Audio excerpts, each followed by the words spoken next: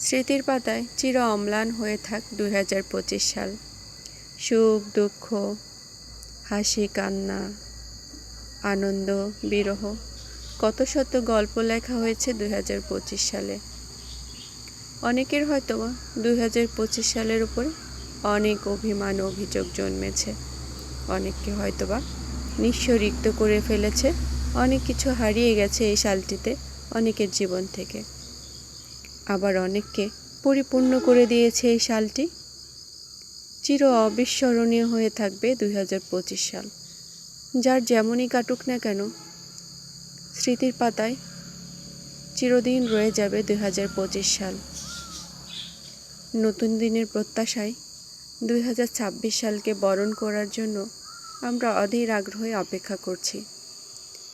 2026 সাল সবার জীবনে বয়ে আনুক সুখ আর সমৃদ্ধি।